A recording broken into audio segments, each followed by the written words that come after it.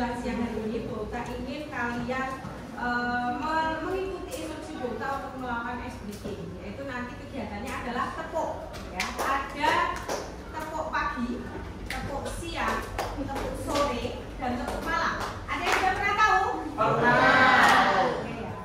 Ada yang pernah, ada yang belum. Kalau tepuk pagi berarti nanti kalian tepuk berapa kali? 1. Tepuk siang? 2.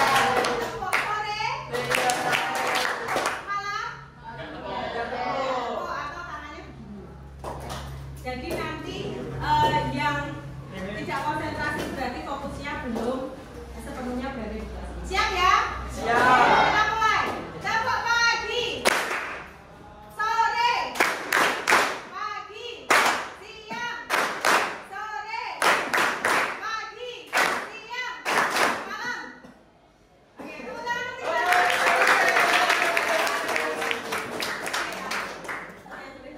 Artinya 12.3 sudah kompak, sudah konsen, sudah siap untuk mengikuti kegiatan pembelajaran pada siang hari ini. Sebelumnya Bogta absen dulu ya, pada hari ini ada yang tidak berangkat dari ya, siapa? Widya. Widya Chandra Agustin, keterangannya? Sakit. Ingatnya ya? Ada. Ya, selain itu ada? Tidak ada. Berarti 35 anak yang tidak hadir, 1, yaitu Widya Chandra Agustin. Oke. Sudah siap belum untuk menyambut TKA di bulan November nanti? Yang sudah siap angkat tangan. Yang 50-50 angkat tangan, 50-50. Yang belum siap sama sekali angkat tangan. Oke, tidak ada, berarti semuanya sudah siap meskipun hanya 50%. Nah, pada pertemuan hari ini Bogta ingin menyampaikan hasil bimbingan teknis atau hasil pelatihan yang Bogta ikuti hari Rabu sampai hari Sabtu minggu kemarin, yang salah satunya itu Bogta rasa sangat bermanfaat untuk anak-anak yang ingin masuk ke perguruan tinggi, terutama di jenjang kelas 12 ini, ya. Jadi ini nanti Bogta akan berikan materi yang mudah-mudahan bisa menjadi salah satu alat asesmen kalian untuk mengukur kemampuan diri kalian sendiri. Oke ya, kita mulai saja. Kemarin itu Bogta belajar yang namanya 7 jurus BK hebat. Kenapa tidak 7 jurus guru BK hebat? Karena sebetulnya 7 jurus ini perlu dikuasai oleh seluruh elemen guru, baik guru mapel maupun non mapel, untuk diberikan kepada peserta didiknya. Ya, jadi selama 4 hari membahas 7 jurus ini. Ya, jadi tapi nanti pada hari ini Bogta akan sampaikan jurus yang pertama, yaitu kenali potensi. Dan ketika Bogta dapat materi ini, Bogta langsung keinget anak-anak, ternyata ini bisa digunakan untuk kira-kira yang sampai pada saat ini masih bingung untuk memilih arah pilihan dalam program studi dalam berkarir di masa depan itu seperti apa. Oke ya. Oke, nah pada kesempatan kali ini Bogta nanti akan menjelaskan materi itu dengan metode AK. Di sini sudah ada penjelasannya ya. Yang pertama adalah kegiatan aktivitas, yaitu anak-anak Bogta minta nanti beraktivitas, yaitu salah satunya adalah dengan mengisi link kuesioner atau link assessment terkait dengan belajar, kecerdasan majemuk dan media. Kemudian yang kedua, Bogta ingin seluruh anak-anak itu merefleksi dari hasil aktivitas yang sudah kamu lakukan, refleksinya seperti apa. Nanti Bogta akan minta barang 1 atau 2 anak untuk maju ke depan untuk menyampaikan hasil dari refleksi. Kemudian yang ketiga adalah konseptualisasi atau penjelasan deskripsi materi. Kemudian yang terakhir adalah aplikasi di mana anak-anak akan Bogta minta untuk menganalisis dari hasil asesmen yang sudah kalian kerjakan, analisisnya itu apa, dirimu sendiri itu seperti apa, dan kamu harus paham akan itu. Di sini paham ya? Lanjut. Nah, kemudian di sini sudah ada linknya sebenarnya sama aku minta, cuma yang atas ini untuk link yang kalian belajar, dan yang kedua untuk tes kemampuan atau intelijensi. Silakan dibuka dulu gadgetnya, HP-nya dipersiapkan, dibuka link yang pertama, tadi juga sudah Bogta kirim di grup, semua sudah? Sudah ya? Sudah muncul tampilan ya? Oke, kalau tak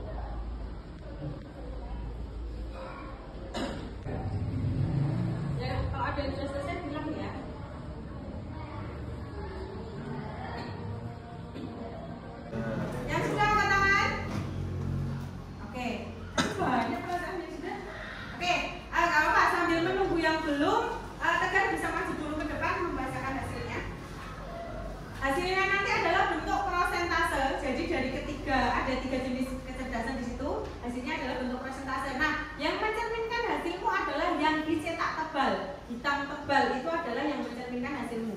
Satu orang bisa 1, bisa 2, atau bahkan bisa 3. Ya, semua tidak ada jawaban yang tepat dan tidak ada jawaban yang benar. Dekat bisa disampaikan ke teman-teman hasilnya seperti apa? Saya termasuk tipe kinestetik. Gaya belajar kinestetik dapat belajar paling baik dengan konsentrasi atau mengalami hal-hal di sekitarnya. Saya lebih cenderung mampu memahami dengan adanya keterlibatan langsung daripada mendengarkan ceramah atau membaca dari sebuah buku. Gaya belajar kinestetik suka melakukan hal-hal dan menggunakan tubuh mereka untuk mengingat fakta seperti memanggil nomor telepon pada telepon genggam mereka. Gaya kinestetik berarti belajar dengan menyentuh dan melakukan. Oke, itu untuk kinestetik ya. Kemudian ada lagi yang sudah yang di blok di sini tekan. Yang di blok adalah visual ada, visual. Tidak ada. Auditori? Saya Tiga. Kamu apa Mbak Lina? Saya AKP auditori. Yang visual dulu ada, visual saja ada. Maju sini Mbak, maju. Kemudian yang auditori saja ada. Tidak ada. Oke, agak sini Mbak, yuk. Sini. Bacakan hasilmu. Ya agak sana toh. Terus? Gaya belajar visual menyerap informasi terkait dengan visual, warna, gambar, peta, diagram, dan belajar dari apa yang dilihat oleh mata. Artinya, bukti-bukti konkret harus diperlihatkan terlebih dahulu agar mereka paham. Gaya belajar seperti ini mengandalkan penglihatan atau melihat buktinya untuk kemudian mempercayainya. Oke, itu adalah visual dan kinestetik ya. Nanti akan kita bahas kira-kira yang hasilnya 2, yang hasilnya 3 itu seperti apa. Tapi contoh dari teman-teman yang sudah dibacakan tadi ya. Nah, kemudian Bokta tanya, hasil ini sesuai nggak dengan kepribadian kalian, dengan yang kalian rasakan? Sesuai. Berarti Tegar lebih cepat memahami materi kalau praktek ya, melihat demo gitu ya, demonstrasi apa, masak atau praktek apa itu lebih cepat paham ya. Kemudian Mbak siapa? Meta lebih paham kalau melihat gambar, grafik, diagram seperti itu ya. Oke, tepuk tangan untuk teman kita.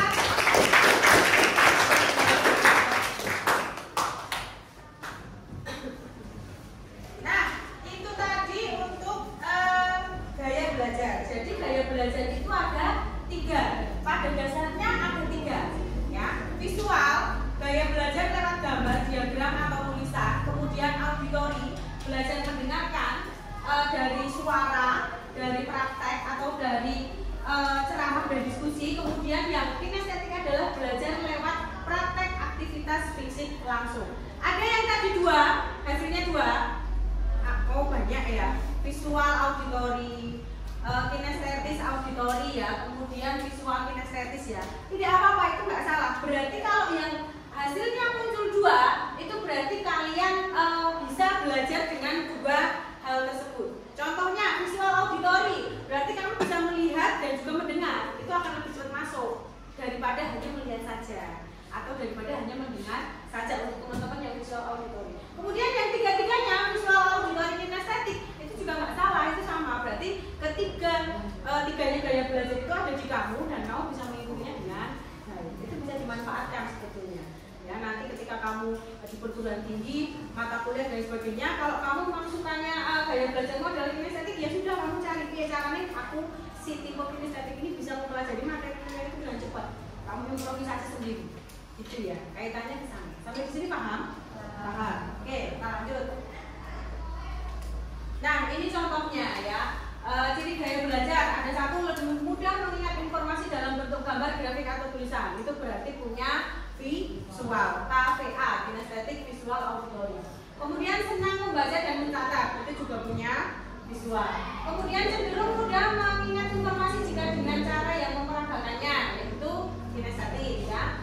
Mudah mengingat informasi yang didengar seperti lagu, cerita atau percakapan, itu auditori. Jadi gampang menghafalkan lagu, dengar tok itu hafal. Kemudian dengar ketika sholat di masjid, sering berjamaah sholat di masjid, dengar imam membacakan surat tertentu yang awalnya kamu gak hafal, tiba-tiba kamu hafal. Nah, itu juga termasuk di sini ya. Kemudian lebih cepat paham jika informasi disampaikan secara lisan, itu auditori. Jika instruksi bla bla bla bla bla, kena paham. Kemudian senang berdiskusi, mendengarkan penjelasan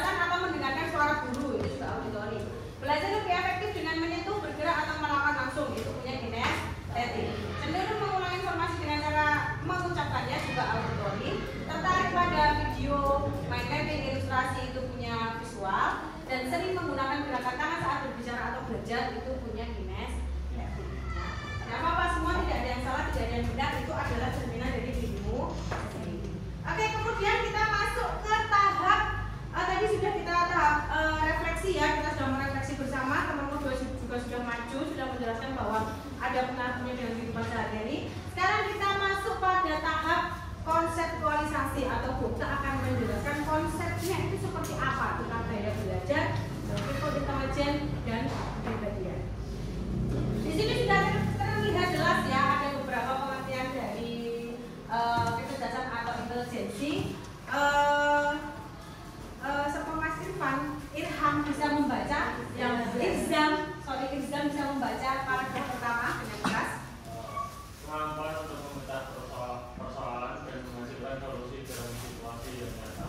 Nah, itu adalah pengertian dari kecerdasan atau intelijensi. Kemampuan untuk memecahkan persoalan dan menghasilkan solusi. Jadi orang bermecahkan masalah tok, tapi juga menghasilkan solusi. Kemudian, Mbak, kamu bisa baca paragraf kedua? Menemukan bahwa kecerdasan tidaklah tunggal. Setidaknya ada beberapa macam kecerdasan, sehingga setiap anak adalah anak cerdas dalam kategorinya masing-masing. Ya, Gardner ini adalah salah satu tokoh yang mencetuskan bahwa kecerdasan itu bersiji loro telu. Jadi kecerdasan itu ada 8, di mana seluruh makhluk hidup yang ada di bumi itu memiliki kecerdasan itu, termasuk tokoh-tokoh hebat di negara kita. Pak Habibie, Pak Soekarno, Pak Harto, mereka punya, beliau-beliau itu punya kecerdasannya masing-masing di bidangnya masing-masing. Ya, kemudian yang ketiga sebelahnya Mbak bisa dibaca paragraf ketiga. Yang memiliki potensi dan kecerdasan yang unik.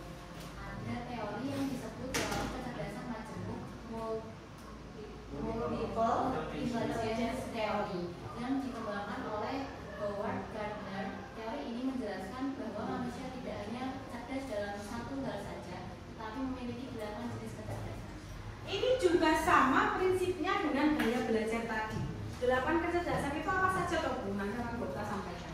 Dan satu anak itu bisa punya 2, 3 atau bahkan lebih dari kecerdasan itu. Ada yang hanya punya 1 kok juga ada. Kemarin waktu Bokta Fintech, Bokta cuma punya 1 kecerdasan. Tapi teman Bokta di sebelah ada yang 2, ada yang 3, tidak apa-apa. Itu berarti memang kamu punya kecerdasan ini tadi, multiple intelligence, kecerdasan majemuk. Kamu punya lebih dari 1 kecerdasan. Oke, kita bahas ya. Nah, ini dari 8 kecerdasan itu. Sebelum Bokta lanjut, Bokta pengen kalian buka tadi ya, yang website tadi atau link tadi jangan ditutup dulu. Kemudian kalian buka di sini ya. Di sini ada garis 3, ya. Di sini ada garis 3. Kamu klik di bagian ini ya, di bagian tes minat bakat. Ada tes minat bakat. Kamu pilih yang tes kemampuan. Sudah ketemu ya? Tes kemampuan ya. Nah, kemudian silakan diklik ikuti tes sekarang. Nah, di sini akan muncul seperti ini, langsung next aja. Mulai sekarang aja muncul itu. Nah, di sini ada 12 halaman. Kalau tadi gaya belajar hanya ada 3 ya. Di sini ada 12 halaman dan 14 pertanyaan. Silakan dikerjakan mulai dari sekarang.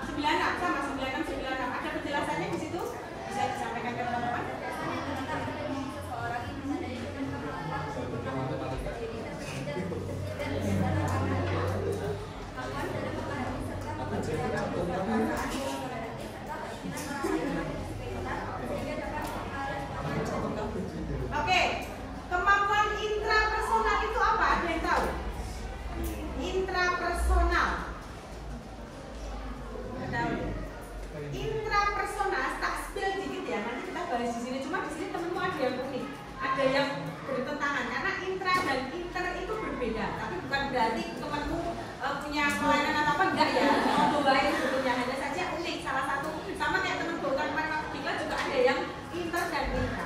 Inter itu kemampuan untuk keluar, jadi ke masyarakat, ke lingkungan sekitar, interpersonal.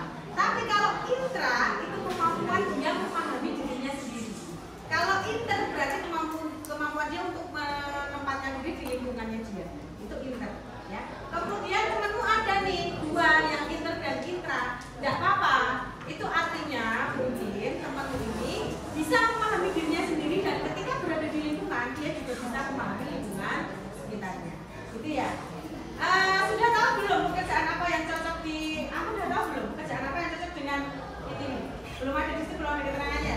Kita nanti bahas bareng-bareng ya. Kalau aku tadi intra ya, intra itu berarti yang sudah Boksa sampaikan tadi, kemampuan untuk memahami diri sendiri, ngerti kondisinya diri. Oh, aku sudah nggak mood. Oh, aku sudah nggak bisa nih. Aku lebih baik nggak garap tugas dulu daripada nanti tidak selesai misalnya ya. Oh, aku sudah tidak baik. Kemudian kalau Daniel naturalis berarti ini pecinta alam. Dia suka lingkungan, suka kebersihan, suka piknik, suka hiking, camping, trekking, itu dia suka ya. Meskipun kita semua juga suka. Oke, kita beri aplaus untuk teman kalian. Semua sudah keluar hasilnya ya? Ya, bisa dibaca sendiri di situ dan mohon disimpan hasilnya atau di screenshot atau paling nanti bisa kalian buka. Nanti di akhir aplikasi Boksa ini kalian menganalisis dari hasil itu kira-kira kamu harus bagaimana. Nanti Boksa bagikan lembar kerjanya ya. Oke, kita bahas satu-satu di sini. Ada 8 jenis kecerdasan yang disampaikan oleh Howard Gardner ya. Multiple intelligence, yang namanya multiple majemuk itu berarti lebih dari satu. Maka mungkin sekali untuk seseorang itu punya lebih dari satu kecerdasan. Contohnya Luvita tadi. Yang lain ada, yang 2, 3 ada, katakan. Oh ada kan? Nah, bisa dipahami sendiri di situ ya. Ada visual spasial, verbalistik, interpersonal, intrapersonal, kinestetik, naturalis yaitu kata typo ya. Kemudian ada logik, matematik dan musika. Kira-kira kalau Ahmad Dhani itu punya kecerdasan apa ya? Musika ya. Kalau presiden kita yang ketiga, itu kira-kira kecerdasannya apa? Kalau paham? Logik, sama kayak Albert Einstein ya. Karena memang basic beliau adalah di bidang. Oke, kita bahas lagi. Nah, di sini sudah ada penjelasannya ya. Cerdas visual spasial, membaca dan menulis untuk kesenangan ya. Pandai menyusun teka-teki, menafsirkan gambar, grafik dan bagan dengan baik, nikmati menggambar, melukis dan seni visual. Kira-kira bapak ibu guru kita yang punya kecerdasan ini siapa? Karena apa? Guru seni. Mungkin ada teman-teman di antara sekelas ini yang seperti itu, suka gambar, gambarnya bagus, suka mengapresiasikan apa yang dia lihat kemudian dia tuangkan dalam gambar. Berarti di sini. Ya, kemudian kecerdasan verbal linguistik, mudah mengingat informasi tertulis dan lisan, enjoy membaca dan menulis, berdebat atau memberikan pidato persuasif, mampu menjelaskan sesuatu dengan baik dan menggunakan humor saat bercerita. Ada yang kecerdasannya ini tadi? Ada siapa? Katakan. Oke, Bapak. Ya. Oke, kita lanjut ya sampai sini paham ya. Jadi verbal linguistik lebih ke bahasa, lebih ke komunikasi. Kemudian, nah, cerdas interpersonal yang Boksa bahas tadi ya, berkomunikasi secara verbal dengan baik, terampil dalam komunikasi non verbal. Jadi tidak hanya komunikasi verbal, komunikasi non verbal itu misalnya bahasa tubuh, situasi dan kondisinya itu termasuk komunikasi non verbal. Dia paham, dia pandai menilai situasi. Kemudian melihat situasi dari perspektif yang berbeda, menciptakan hubungan positif dengan orang lain, selesaikan konflik dalam pengaturan grup. Biasanya kita di penengah ada grup, ada yang berantem, ada yang gelut itu ya, dia yang jadi mediatornya. Jadi kita yang apa tuh saja ya, menyalahkan masalah. Kemudian cerdas intrapersonal menganalisis kekuatan dan kelemahan diri dengan baik. Jadi mudeng kapasitas diri ini mudeng. Kemudian menikmati ketika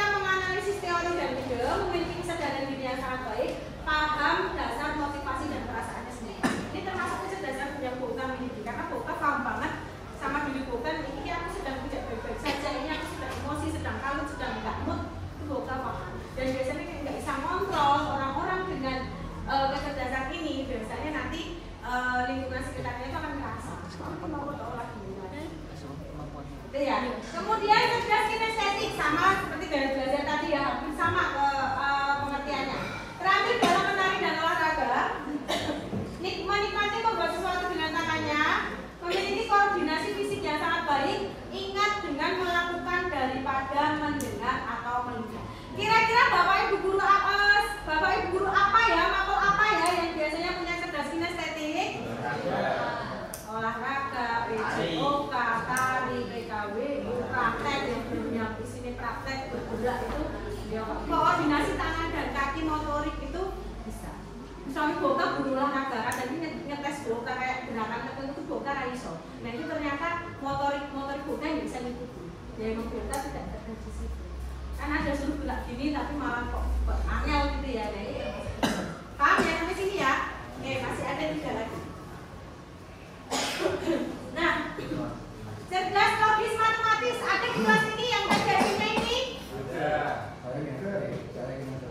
Oh, kinestetik. Ya, ada berarti di kelas ini ya? Siapa? Dua ya Pak ya, sangat siap. Siapa Pak namanya Pak?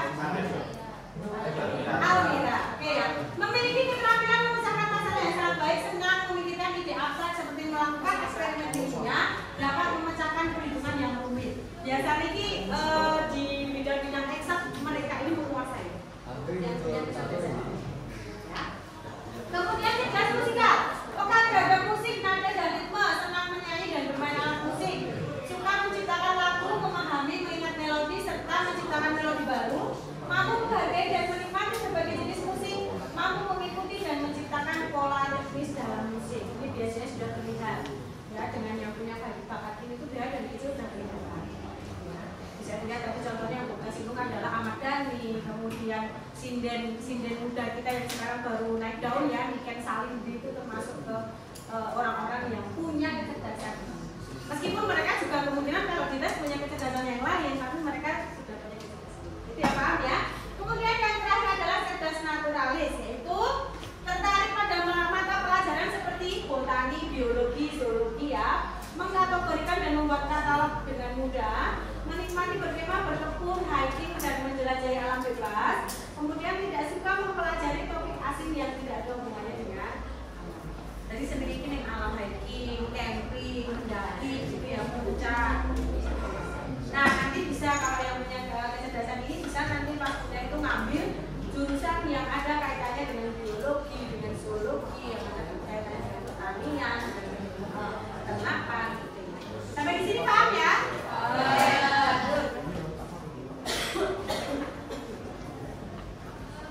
Nah, ini tipe gaya belajar. Tadi sudah kita singgung, kita skip aja ya karena di awal tadi sudah ada.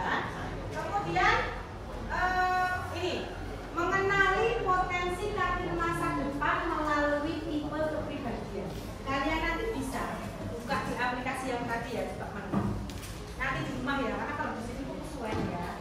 Nah, nanti di sini kalian buka lagi sama kayak tadi ya, buka sini, kemudian bagian tes minat bakat kalian bisa buka bagian tes kepribadian. Di situ nanti ada harapannya seperti apa, nanti bisa dilihat di situ, bisa untuk pembelajaran di rumah ya. Jadi untuk penugasan di rumah biar kalian bisa lebih paham lagi tentang diri kalian itu sendiri. Nah, di sini sudah ada Boka buatkan rangkuman ya. Bagaimana cara kita mengenali potensi karir masa depan dengan jenis tes jenis kepribadian. Kepribadian kita itu apa toh? Realistis kah, investigatif kah, atau nanti ada lagi ada 3 lagi nanti kita bahas ya. Kemudian Boka bisa minta tolong bacakan satu dulu yang atas. Siapa? Ayo. Daniel. Realistik, praktis, fisik, nyata, individu yang suka bekerja dengan benda, mesin, atau kegiatan fisik.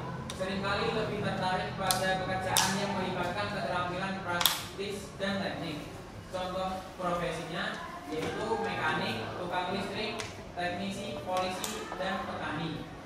Nah, orang-orang dengan jenis kepribadian realistik itu, mereka itu biasanya tertarik pada pekerjaan yang melibatkan keterampilan praktis. Jelas teknisi, ya, teknik, ya, di bidang teknik, di bidang praktek, mekanik itu seperti ini. Itu dari hasil tes melihat. kamu seperti apa. Bisa dibuat di sini. Kemudian yang kedua bisa minta tolong bacakan lagi. Yang cewek apa ya? Langsung kamu Mbak.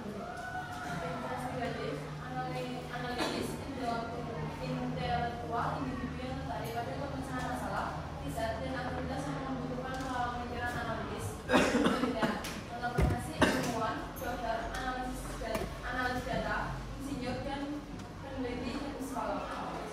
Jadi nih kamu nanti salah satu kalian di masa depan adalah ini, jadi kamu termasuk ke dalam tipe orang yang memiliki jenis kepribadian yang investigasi. Bu Yeyen, guru bahasa Indonesia, termasuk ke dalam seorang yang punya tipe kecerdasan ini. Karena beliau senang meneliti, senang bikin karya ilmiah. Coba nanti ngobrol sama beliau kalau kamu juga tertarik. Sampai di sini paham ya? Iya, betul.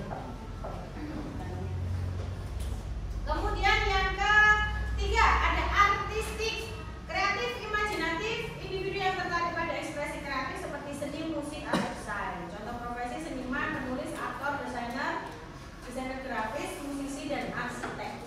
Ya. Arsitek itu juga harus harus punya dasar bakat dan minat di bidang kesenian karena memang menggambar ya. Tapi selain itu juga dipadukan dengan kemampuan dalam berhitung, melukis, matematik ya. Karena arsitek itu dalam membuat gambar orang asal.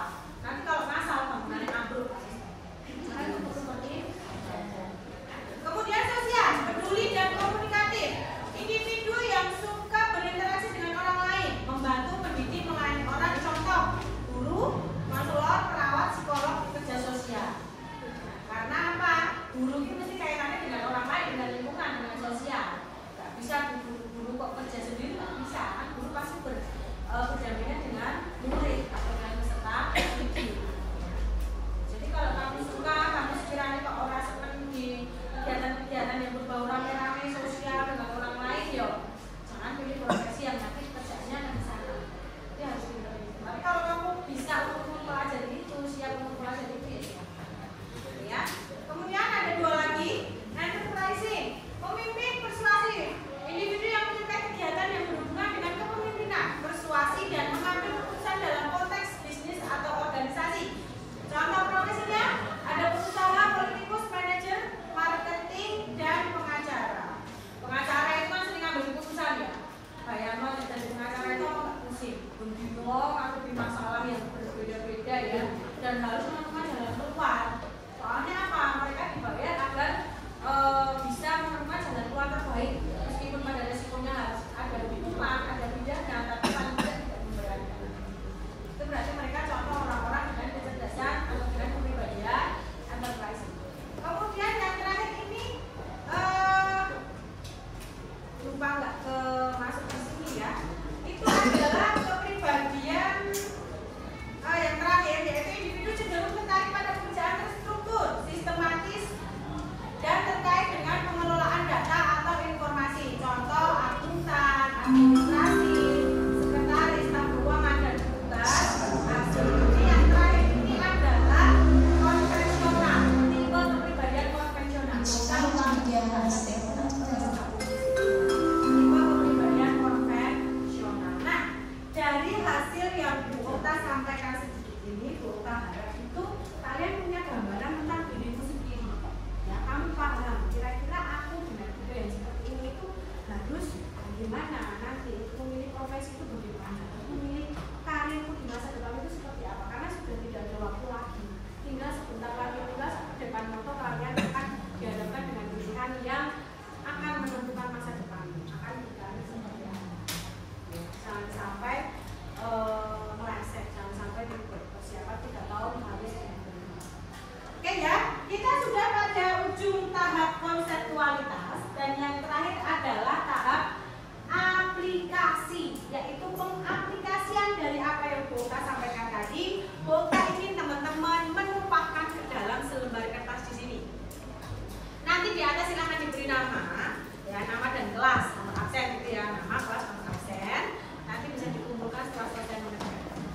Ya, simak instruksi guru dan LKPD masing-masing. Di sini sudah ada, ya. Jadi dari ke-8 kecerdasan tadi, karena kita kan hanya ikuti asesmen 2 ya, yang kepribadian tadi kan belum. Nanti silahkan dilakukan di rumah.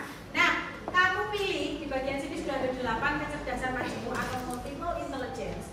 Kalian pilih yang sesuai dengan hasilmu tadi itu yang mana? Boleh kamu centang, boleh kamu lingkari, kasih prosentasenya. Yang di blok, kalau yang nggak di blok berarti kan tidak dominan. Yang di blok berarti yang dominan. Pilih di sini, tulis di sampingnya, di atasnya apa, dicetak dulu atau dilingkari, terus kemudian berapa persen. Lalu rencana karir masa depanmu itu akan seperti apa dengan tipe kecerdasan ini? Aku tumpahkan di sini. Sampai sini paham ya? Boleh sambil browsing kalau masih belum begitu paham. Biasanya silakan digunakan untuk browsing. Kira-kira tipe kecerdasanmu ini cocoknya itu gimana? Jadi Bapak Ibu Guru dan kalian itu sudah tidak seperti dukun. Kenapa kok seperti dukun? Lah, tidak ada dasar tapi bisa menebak. Kan kalau dukun, nah kamu cocoknya di sini tidak bisa.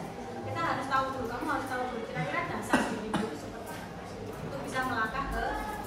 Paham ya sampai sini ya? Oke, kita bagikan LKPD-nya. LKPD nanti bisa dikerjakan, kemudian bisa di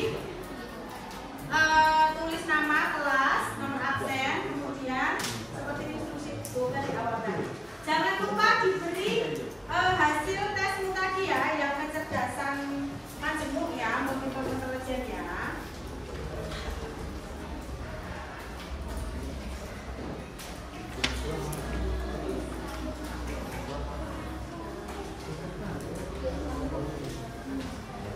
Kalau susah kasihkan ke temennya yang belum ya.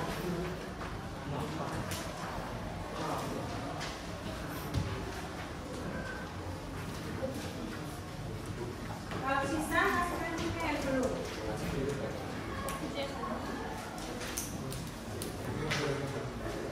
Yang sisa. Oke.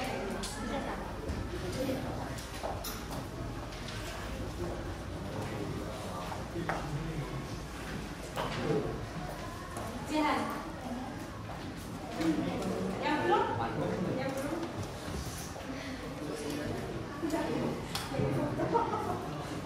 Belum ya, tahu ya. Ini kok email akun email kan? Oke, silakan dikerjakan sesuai dengan hasilnya tadi, dicentang atau dilingkari, kemudian kasih prosentasenya berapa, lalu di bawah kamu tuliskan rencana karir masa depanmu itu akan seperti apa. Dari hasil tesmu, berarti kita asal bertektok, ya, harus terdasar.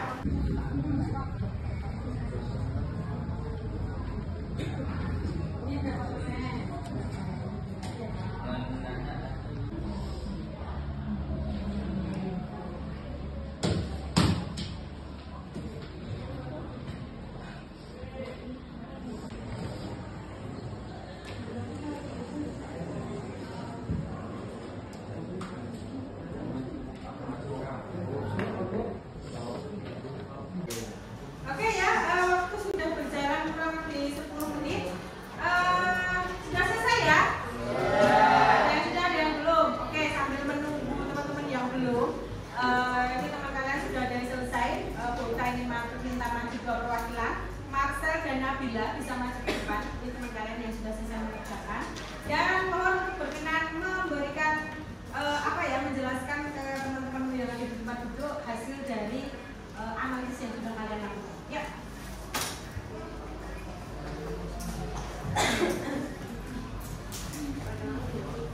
Boleh? Perkenalkan saya Nabila dari Marcelo. Jadi di sini saya memiliki kecerdasan majemuk yang dominan yaitu cerdas visual spasial yang mendapatkan skor 96%. Rencana karir masa depanku. Dengan kecerdasan majemuk yang saya miliki, saya memiliki rencana menjadi arsitektur. Karena menjadi arsitek sudah cita-cita saya dari kecil. Saya ingin membuat rumah berbentuk UFO. Rumah berbentuk UFO. Oke, itu berarti sesuai dengan cita-cita dengan yang kamu inginkan selama ini ya. Ya, kita bisa beri aplaus yang meriah untuk. Ternyata hasilnya sesuai dengan versi Nabila ya, dengan apa yang sudah dia lakukan, yang sudah dia lewati selama ini sesuai. Kemudian dari Marcel bisa sampaikan ke teman-teman. Saya Mas Fabiansa. Di sini saya akan menyampaikan mengenai kecerdasan saya, yaitu kecerdasan majemuk. Yang pertama cerdas visual spasial itu 100% dan kemudian cerdas naturalis juga 100%. Oke, 100%-nya ada dua, visual spasial dan naturalis. Oke, rencana karirnya apa? Rencana karir saya ingin menjadi atau bekerja di Balai Konservasi Taman Nasional. Bekerja di Balai Konservasi Taman. Jadi di Taman Nasional, kalau enggak yang berartinya saya ingin pekerjaan saya itu langsung bersinggungan dengan alam dan juga. Oke. Terus kalau plan kedua yang itu saya ingin menjadi seorang pelukis naturalis. Oh, Jadi pelukis alam. Oke, kita beri tepuk tangan dulu. Sudah sesuai sekali. Apakah Mas merasa itu tepat atau sesuai dengan yang Mas alami selama ini dari hasil tes tadi? Mewakili kah? Cukup mewakili, sangat mewakili. Sangat mewakili. Oke. Ini jadi hasil dari analisis temanmu dan ternyata dua-duanya juga cukup mewakili dari hasil tes yang sudah dilakukan.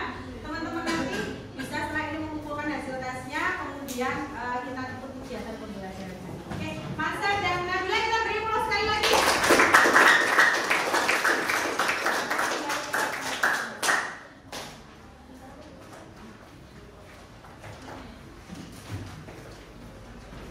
Oke ya, kita sudah melalui kegiatan hari ini dengan cukup luar biasa.